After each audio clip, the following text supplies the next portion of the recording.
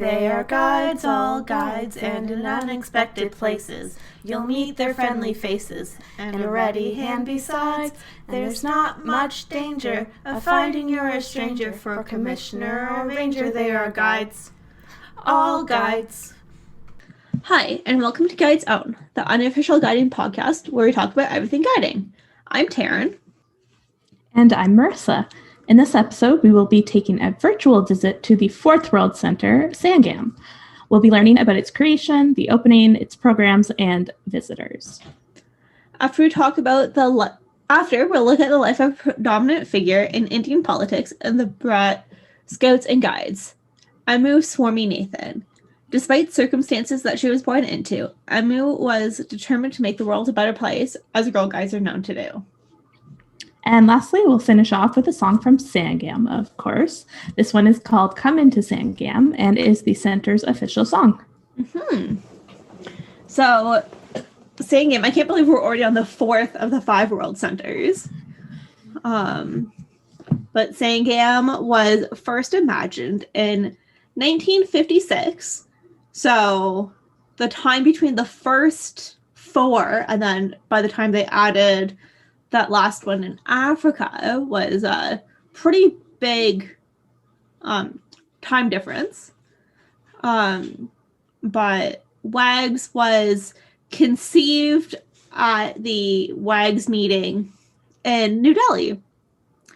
The idea of building a world center in the Asia Pacific region was proposed. And a year later, at the World Conference, the decision was to build the new center in India was finalized.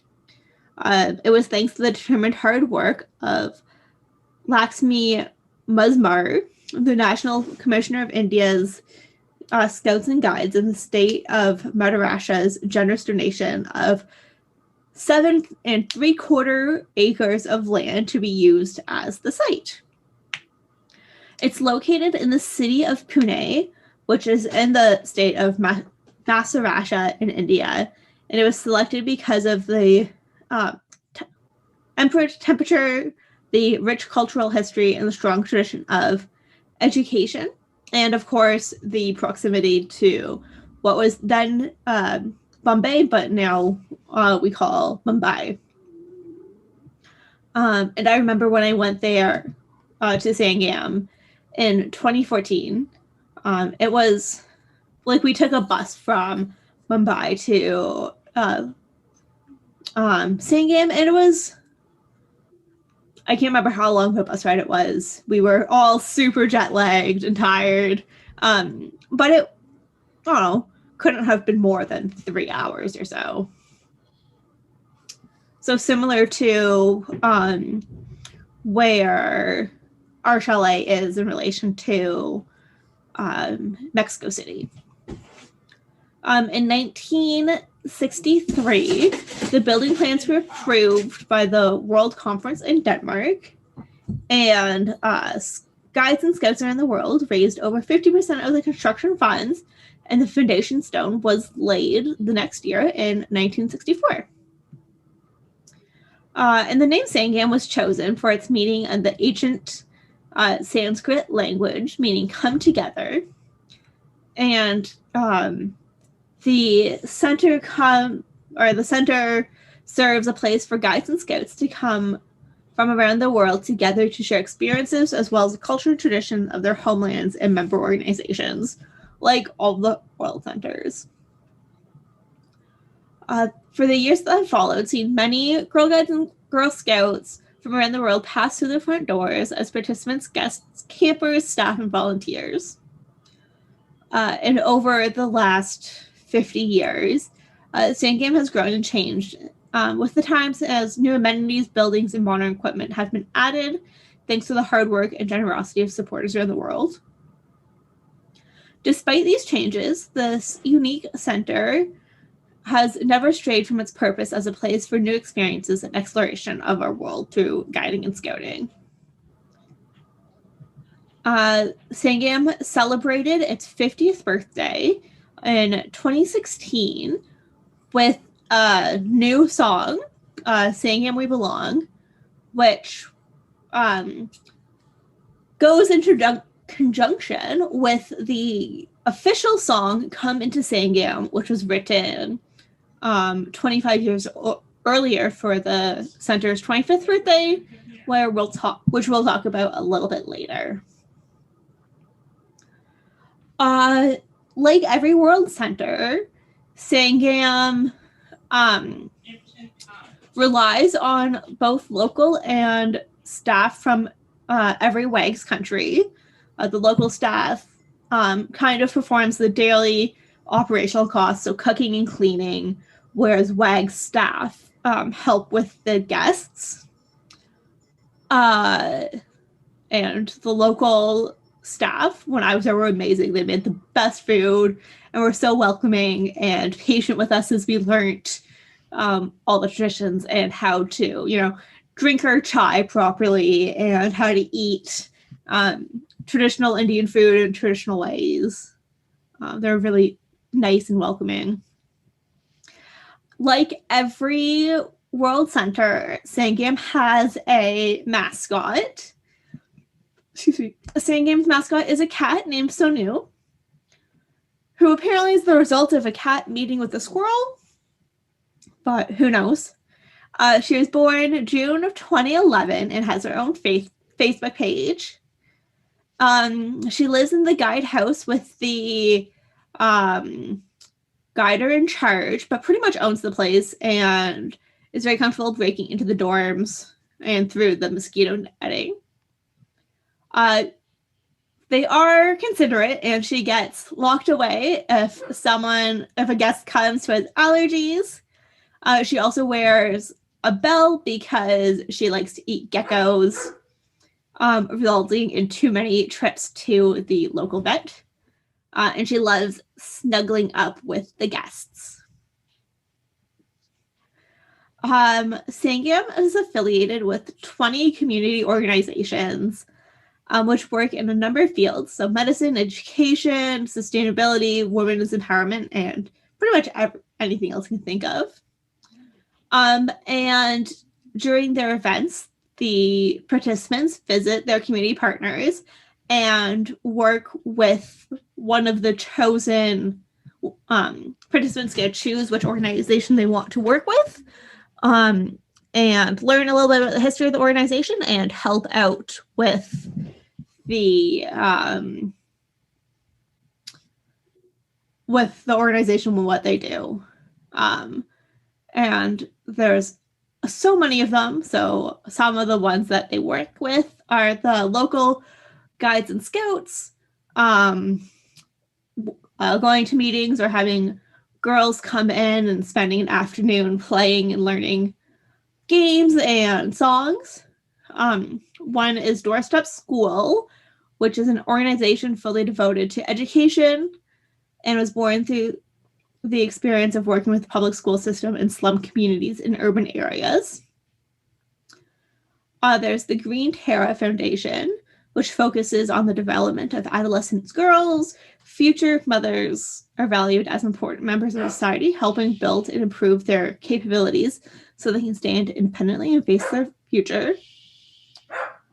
They have the Bal Kalyan Sashina, I think, which is a recreational and cultural center for disabled children in the state of Maharashtra, India.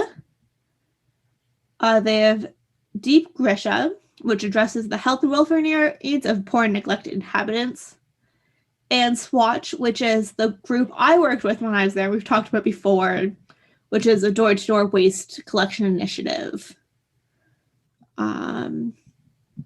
I figured I would share a couple stories I remember from when I was at Sangam. And I can't even think of any off the top of my head that I haven't already talked about. I feel like I've talked about my trip so much already in the podcast. I'm trying to even think of something to ask that would help. Yeah.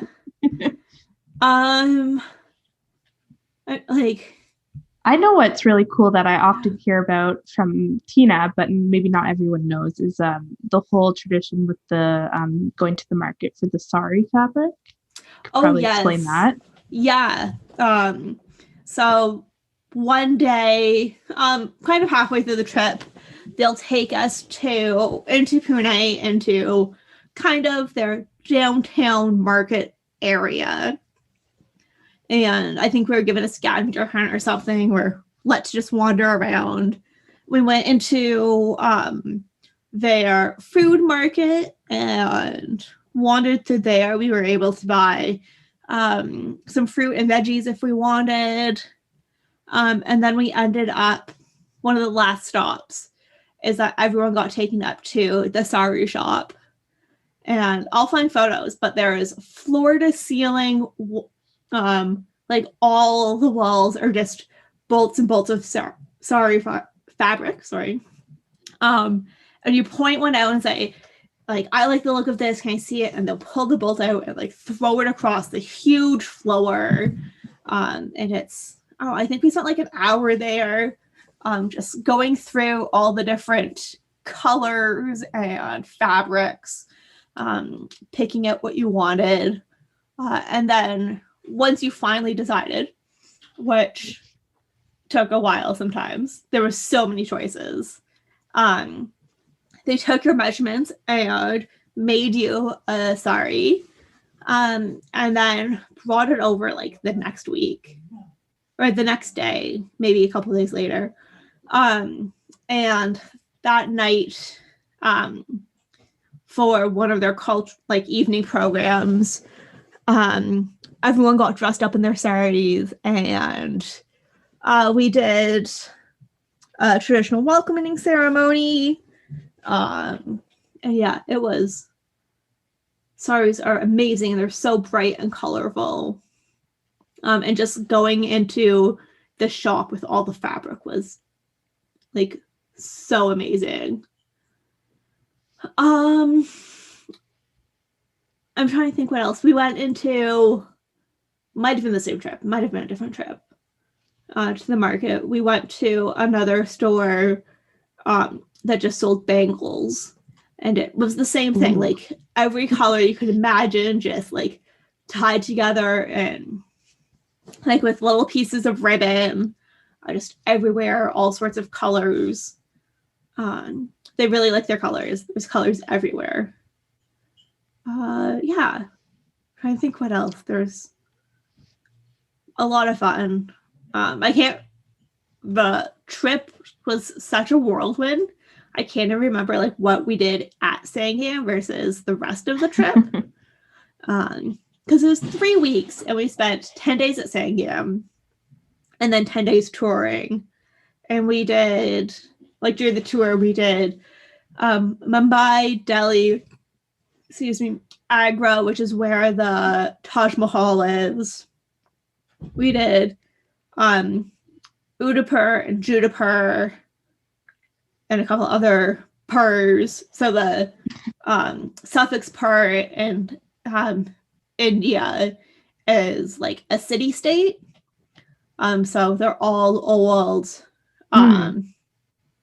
At one time would have been where like the Lord, their equivalent of the Lord, would have lived. So that's why there are so many different cities in India that end with pur. But yeah, the whole trip was amazing. I definitely felt like I learned a lot about like the Indian culture that I don't think I would have learned elsewhere. That like seeing how they live, but also how like not everyone's so friendly, but like the people we interacted with were super friendly, and the combination of different religions in India and how they all interact and like work together, or not work together, but are words are escaping me, coexist, was really cool. So one day we went for a walk in the community across the street from Sangam on a little tour. And like one building, there would be a Hindu shrine, and then the next building over would be, I want to say, like a Muslim shrine, and then like the next building over or building two over would be like a different religious shrine. So it's really cool seeing that. I feel like that's something that, a lot of people don't know, is how diverse the religions are in India. I think that's something that I never even thought of. I think I really thought that Hindu was like the one and only, and I didn't even think that other influences would be a part of that. But it's huge. When I was researching Ammu, I was like reading into the castes, and I was realizing how many different religions are like quite prominent. And it was kind of blew my mind. Yeah, and they all coexist so peacefully. Like, it doesn't matter that you're not like the same religion I am. Like, your shrine's on that side of the street, my shrine's on this side of the street, whatever. Like, at the end of the day, we're still people. I think that comes from like most of the Indian religions are like peace is such a central tenet to all of them that it makes sense. Yeah. But yeah, it was really beautiful, like just being able to walk down and see all the different religions, kind of like how in North America you walk down a street and you see all different churches. Like you'll see a United Church, you'll see a Presbyterian church, you'll see a Catholic church, or like you'll even get like some smaller cities. You'll get to the center, like town square, and you'll see like 3 or 4 churches like on each corner of each corner of the intersection. And it was cool seeing the same kind of idea but with different religions, which is not something we see a lot in North America. Yeah. I think that's a completely different like thing to go on to. But I think what I'm interested in, and you might not remember it because I feel like food is such a regular part of your day, you don't even really think about it, but was there anything that you can remember that you really enjoyed that the ladies made? The chai tea. I definitely tea time every afternoon was a really big part of all of our days. Everyone kind of would get back from whatever activity we're doing and like all conjugated in the kitchen for tea. And they made it themselves, so it wasn't like chai tea that you would think of in North America. They put all the spices in with milk and I think a little bit of water. And it was so good. That's actually a good point. I was gonna ask you, like, is chai tea that you get at Starbucks at least any similar to Indian, or is it completely off? Like we're just drinking something different. A chai tea latte would probably be the closest thing that you get at a regular store in North America, or like Starbucks or something. But like if you go and you get like a chai tea in a tea bag, it's completely different. Okay. Yeah. And I tried to figure it out, but I couldn't find where that delineation happened, like where it came, like different spices, and it possibly could have black tea in it. I can't remember. With milk and I think sugar. I can't remember. To what like we consider chai in North America, which is just like a very flavorful black tea. But chai tea there is very different than what we get here. The other big thing is like every world center, you have a traditional meal, usually on your last night to like, as your part of your closing ceremonies. And so we did like full traditional Indian where they had us sit cross-legged on the floor.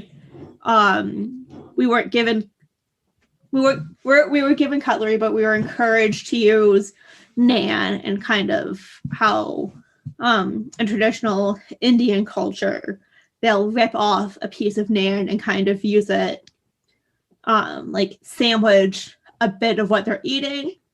So you get like a pinch of rice, and I don't know if you're doing like chicken, you get a pinch of rice and chicken and sauce and eat it like that, versus with, you know, fork or whatever here. Mhm. And then learning how to rip nan with one hand, because they still, it's still very much a cultural thing where you eat with your right hand. Because your left hand is your dirty hand. You use that like when you go to the bathroom, stuff like that. So you try to do like only eat with your right hand, and going and trying to do that, which was really fun. And probably the one skill like I mastered and brought back from India with me is I'm still like really good at ripping nan with one hand, especially like good quality nan. Some of the stuff that you get at grocery stores is not the best, but yeah. I feel like I would probably fail at that being left-handed. So like it's just more natural for me to use my left hand. But it would be fun trying. I would definitely have to. I feel like Sangam is one of the world centers that probably you would learn the most out of. I think all the places, because it's so culturally different, at least coming from North America. So culturally different from what we experience here. Yeah. I wonder how much like different I would experience Arcabania if I went back now as a young adult versus a young teenager. Because I'm sure that would be like just as eye-opening of an experience as India was. Versus like Switzerland and our chalet and Pax Lodge in London, which are like the cultural difference between Canada and, or at least Southern Ontario and London, isn't that big, other than like transportation, really. And even and that, like we have a subway, we have buses. I think because of who settled here in North America, Europeans and the British, right? That's where that comes from. So then therefore our culture is so similar. So then, places like Mexico and India and Africa would be quite different for us. Very interesting. I would love one day to go. And I hope they all survive, this pandemic. It's been hard hitting on them. I think which is actually a good opportunity to plug them. Definitely. I know Sangam and I think actually all the world centers are offering virtual programming to any and all units. They're just asking for donations. And Sangam in particular is offering, I know of one course that is like a food or recipe course. They will teach you how to cook something traditional. I'm so excited for that. I know I'm planning on doing that. I still need to send in my donation, but planning on doing that the end of January. So there's some really cool things to look at, and I know there's one for our chalet. I've seen I think there's also I've seen stuff for Arcabania. I haven't seen anything for Kusafari or Pax Lodge, but there's probably programming available too if you are looking for a way to get your unit or troop to do something virtually while also helping out a world center. I think it's a great way to support them and make sure they're still going to exist, in the future.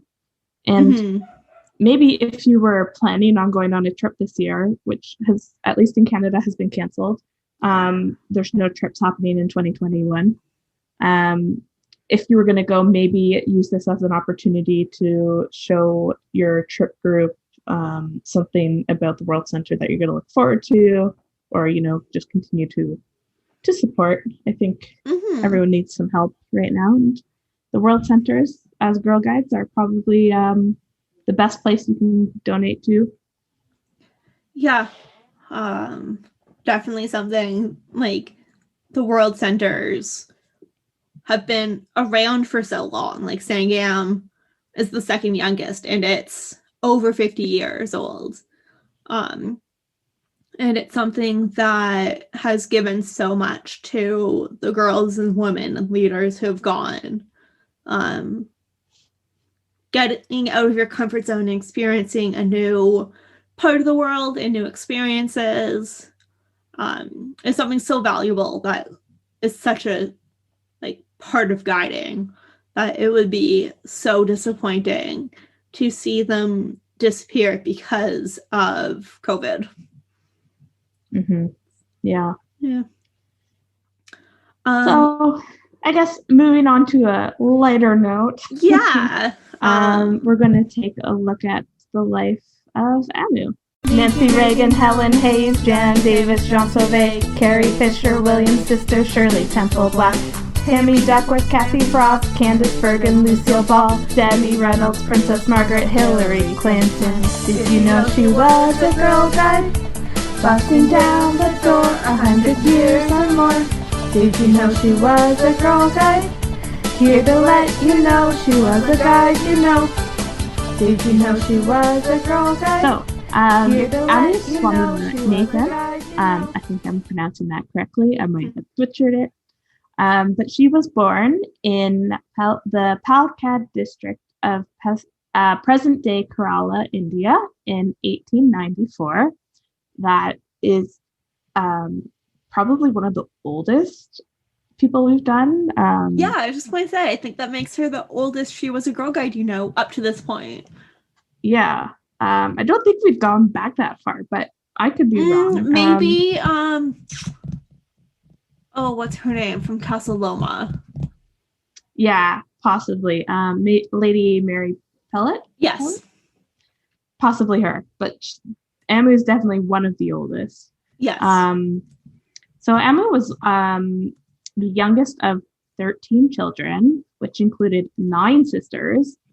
It's a huge family. But of course, back in the early 1900s, that wasn't rare. That was quite common, especially in India. Ammu was also known as Ammu Cuddy. She had a nickname, I guess, Ammu Stuck, or maybe Ammu Cuddy was the nickname. Wasn't clear. So yeah, her and her family lived together in India, and both of her parents belonged to the Nair caste. And I'll get into what castes are just so that you have sort of an idea of what it was like for her growing up. So in India, castes have origins in their ancient history and are basically just a system or a framework for dividing people into classes.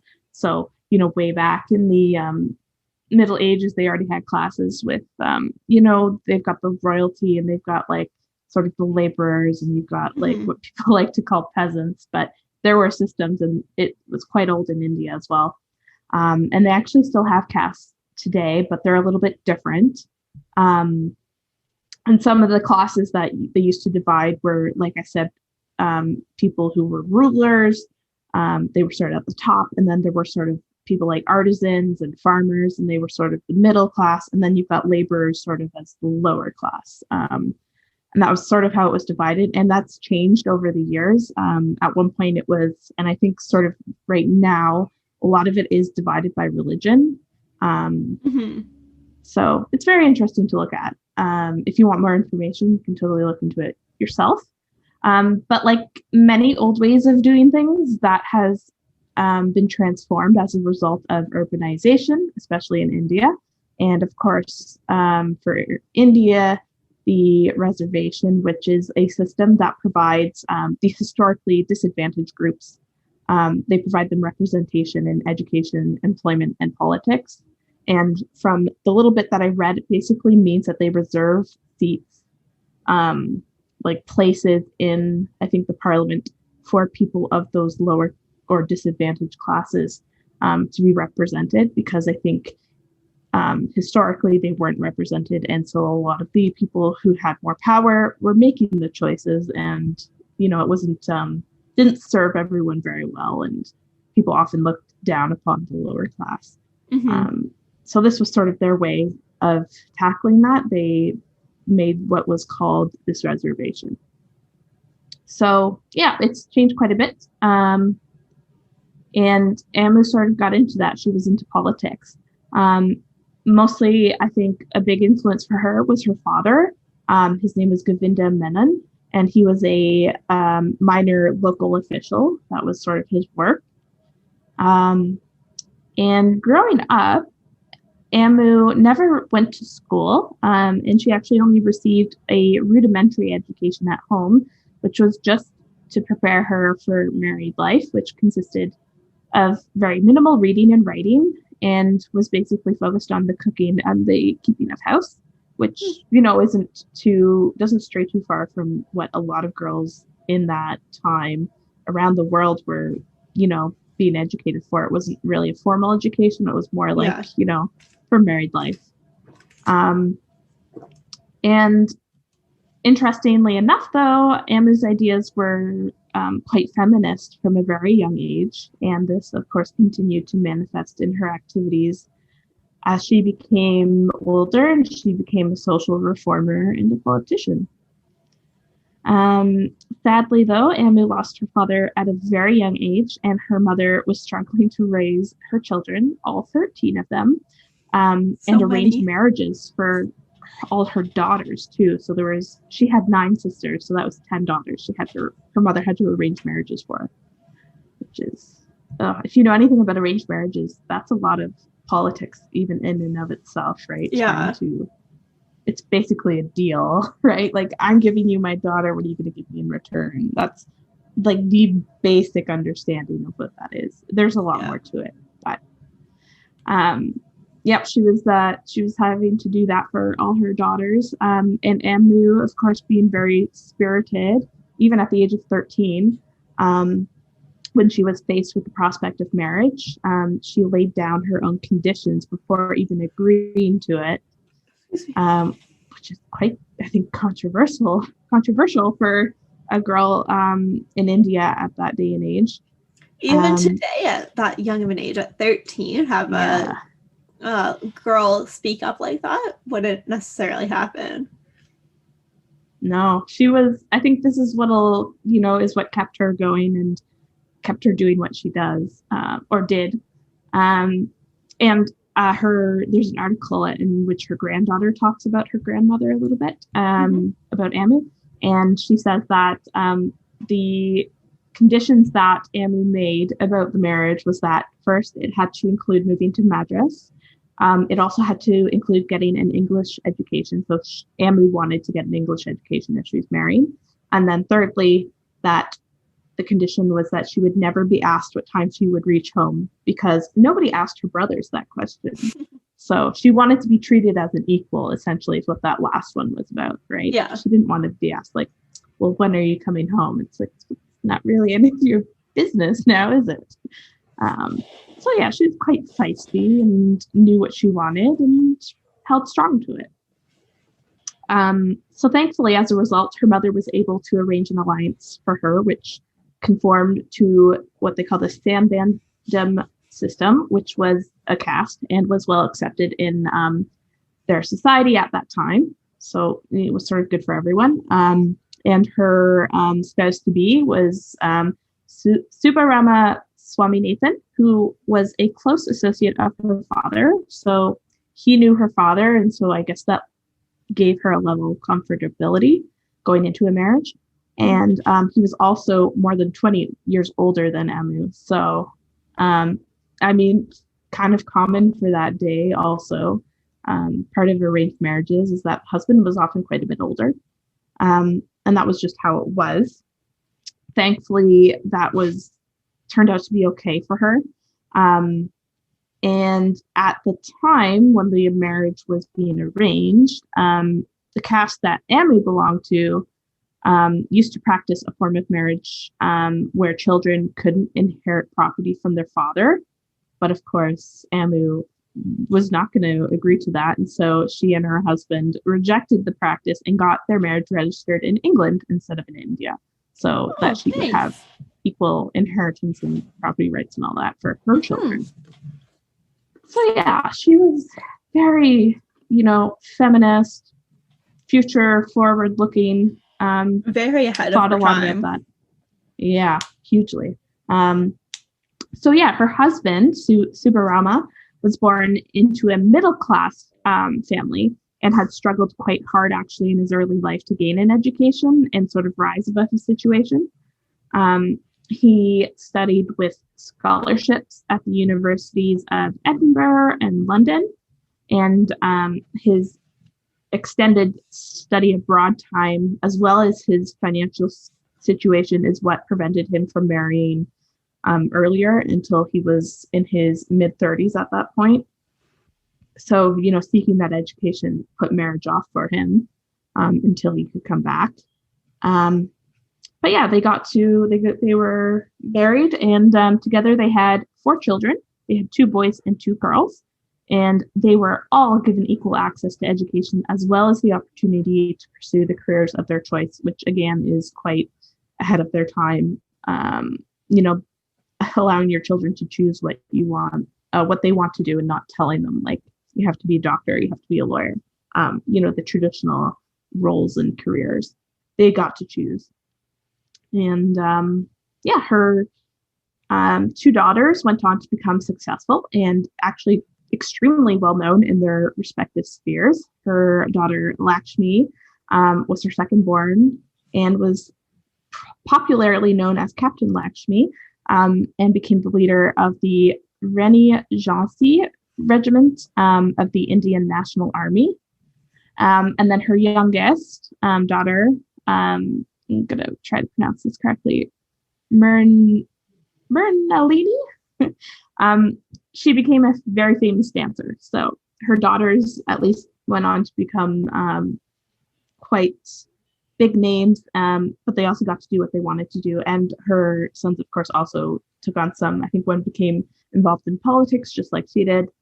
Can't remember what the other one did, but they all seemed to find success in families, started their own families. So that is really nice to hear. So in terms of her career, so having only received a very rudimentary education, her life was transformed when her husband began to devote a large part of his life to nurturing her development. So he saw that she was lacking in that education area, and he thought, I have all this education, I'm going to try and help her because I can see potential in her. So he indulged both his wife and encouraged her talents, and that sort of allowed her to blossom and become who she really wanted to be. He appointed tutors to teach her English as well as other subjects at home, and she ended up becoming fluent in English quite soon. And the confidence that her husband's support gave her meant that she also developed a very forceful and willful personality. So she was quite strong-minded. And then it was around 1914 when Ammu became politically active. And then in 1917, she formed the Women's India Association, along with a lady by the name of Malathai Patwardhan, Annie Besant, Mrs.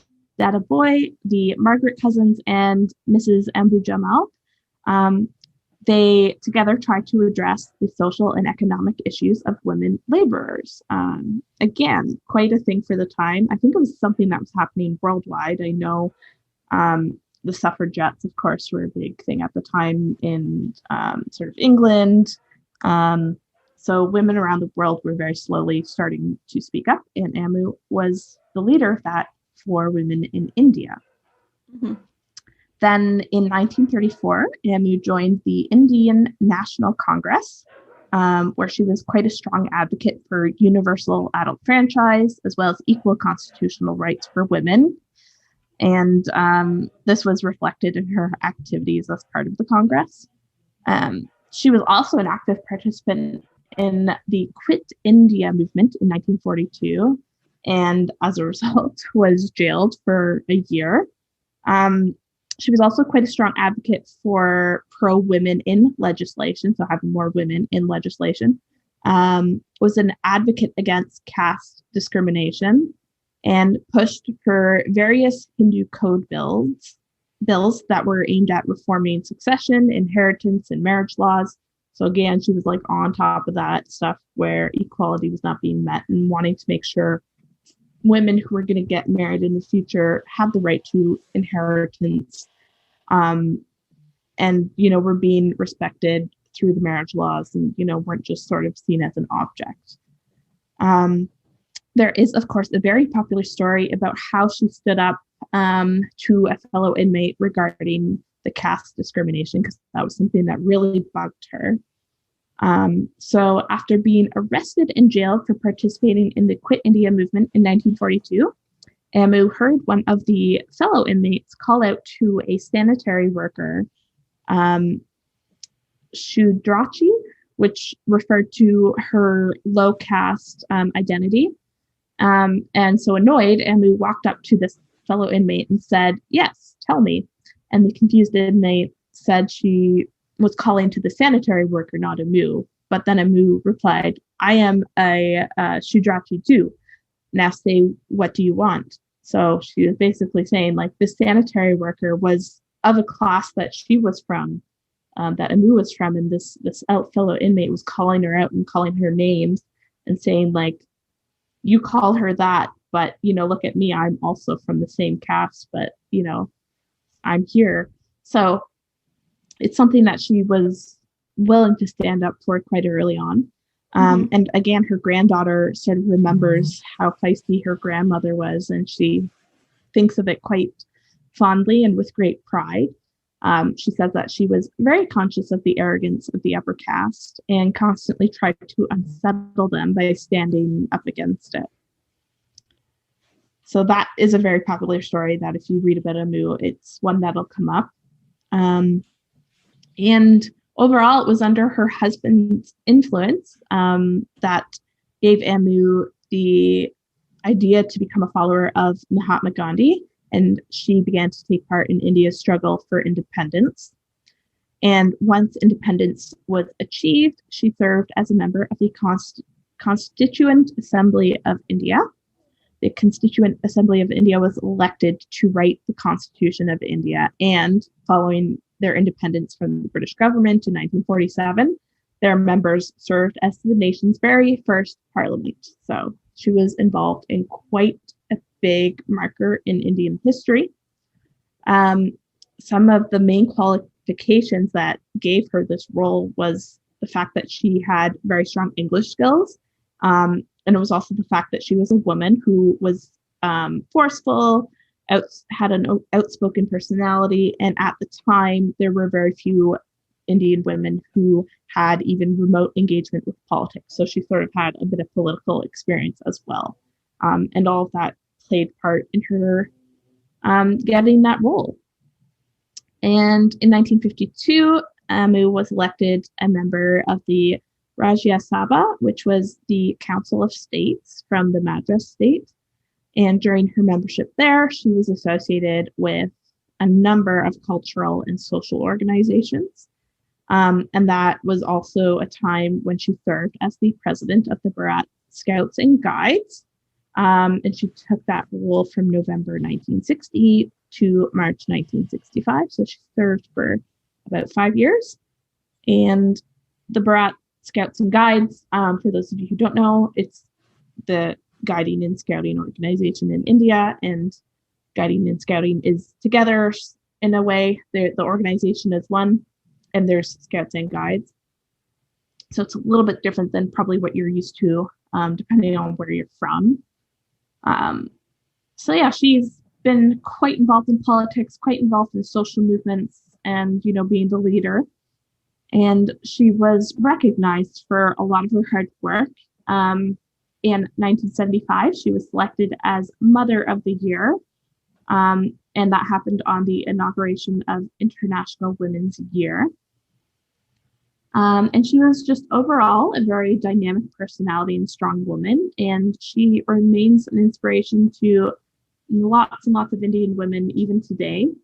She is most well known for not only the struggle for independence, but also for empowering gender equality, as well as dabbling in many, many areas where women at the time had restricted access. And she ended up, of course, excelling in all of the things that she tackled. So she was seen as a very strong, independent Indian woman who was fighting for all things equality. Yeah, definitely was a visionary, definitely a woman before her time, making the world a better place for originally her daughters, but then kind of turned into every girl in India. Yeah, she was a pretty cool lady, I think. And actually, that story about her sort of standing up for that sanitary worker in prison sort of is a little bit familiar in terms of hearing the story of Rosa Parks, right? It's someone coming from like a lower class or someone from a class who's getting discriminated against and is standing up in even her lowest, hour. It sort of reminded me a little bit of her. It's not really the exact same situation, but it's a similar sort of idea. Yeah. Yeah. I'm happy that we were able to find her. Like, I know when we were looking for a girl guide to go with this episode, we had a hard time originally finding any girl guides from India, but we found her, and it was really cool learning about not only a guider from another country, another culture, but like one of the founding guiders for Indian girl guides. Mm-hmm. Yeah.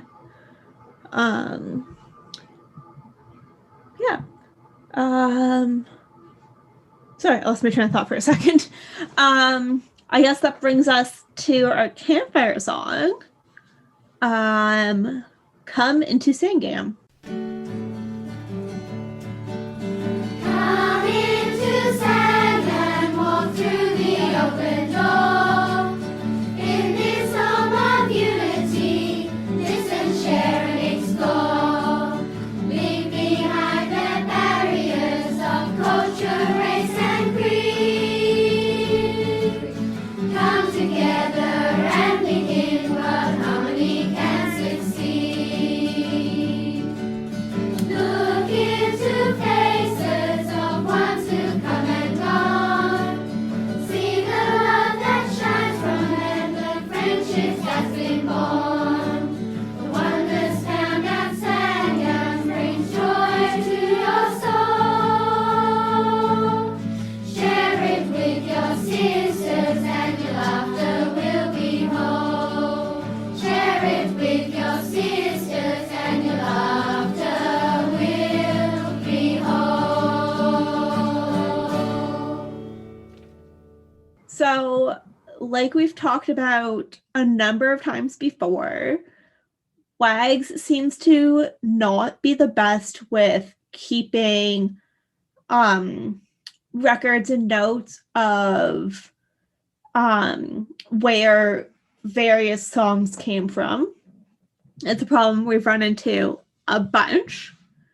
The only thing I could find on Come Into Sangam is that it was written in 1991 for Sangam's 25th anniversary.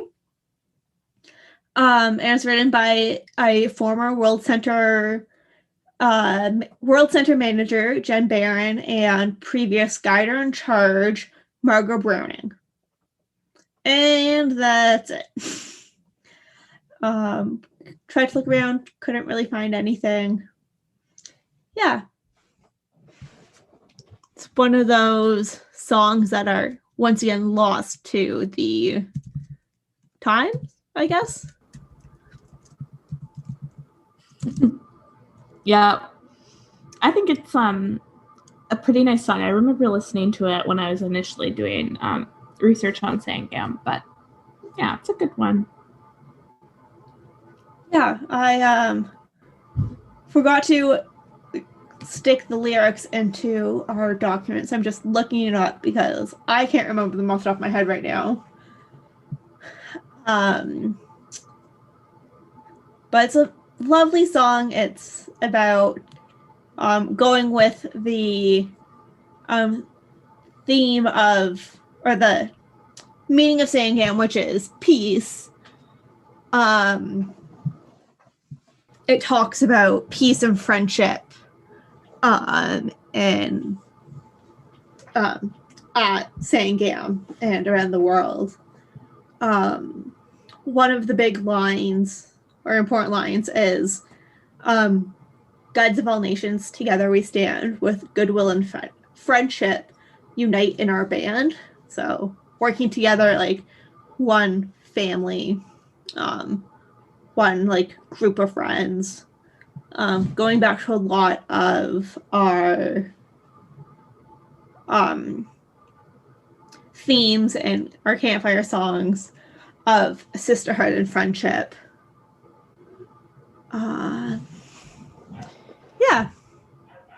Yeah, I think it shares also similarities with other World Center songs where it's about being welcomed into this space, this community that's been built, and it's people coming from all over the world, and how similar we are as Girl Guides and Girl Scouts. We share a lot of similarities, and that's sort of what brings us together and what keeps us together, even though we're maybe miles apart physically.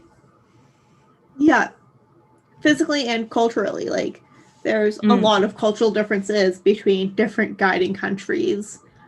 And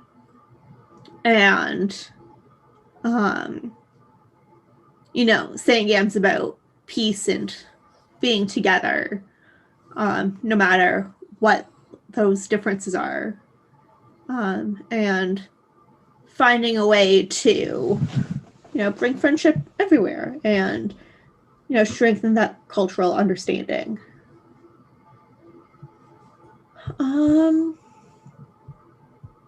Yeah, that's all I have to say for it. I feel like I was very underprepared for this episode, but it's been a hell of a week. I moved over the last week, so it's been a whirlwind of a week. Yeah. Unless you have anything else to add, Marissa, that brings us to the end of another episode. And like always, subscribe to the podcast on your favorite platform: Spotify, Apple Podcasts, Google Podcasts, YouTube, wherever you find your all the rest of the podcasts you listen to. And wherever that may be, make sure you give us a 5-star rating, rate, and 5-star rating and a review to let us know that you're listening and enjoying. And you can follow us, of course, on social media. We're on Facebook, Twitter, Instagram, YouTube, LinkedIn, if you consider those social media. We're on there. Episodes are being uploaded to YouTube if that's a place you want to listen to the podcast or prefer to listen to.